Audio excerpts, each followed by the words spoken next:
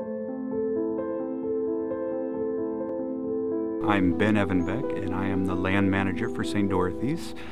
I've been in this position for, well, ever since we got the property in 2012.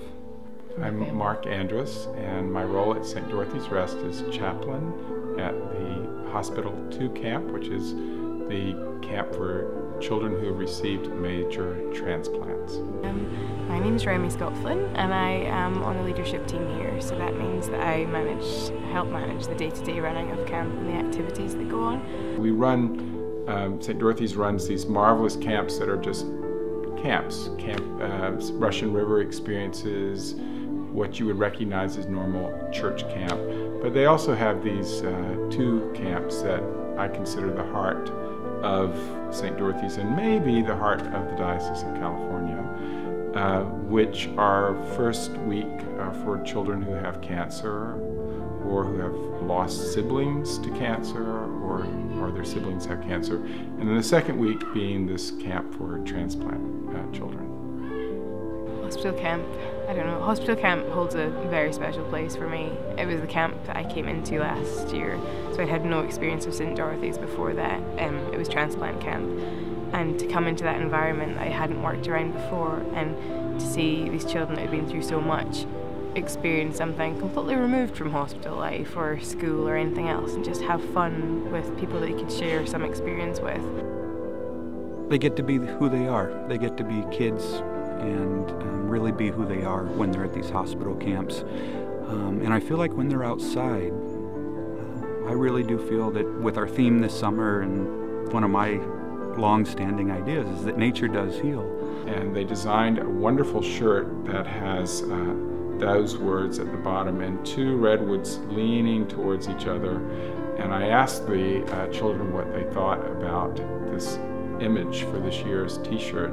And one child said, well, I think they're leaning in to give us security and protection and create that space for us. I think it's really important for our campers for a lot of them, this is their first time outside of a city, outside of asphalt. And I think coming to camp is a great first step in building a relationship with the earth. Through the food that we serve, through the grounds, through our hikes,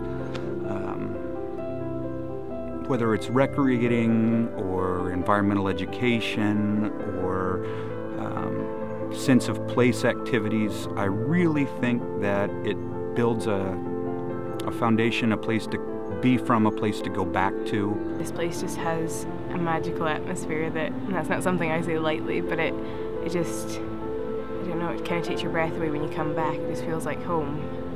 You know, it's the other side of the world for me, but it just feels natural to be here. So in 2012, St. Dorothy's purchased roughly 550 acres of forest land, rangeland, adjacent to the camp. It had been logged for almost a century, first by Melvin Meeker and his crews, and then by the family that we purchased it from. And so the forest was really out of balance, or it still is out of balance. And the work that we're doing now is not for us or our children or our grandchildren, or probably even great-grandchildren, but we're investing in generations down the line.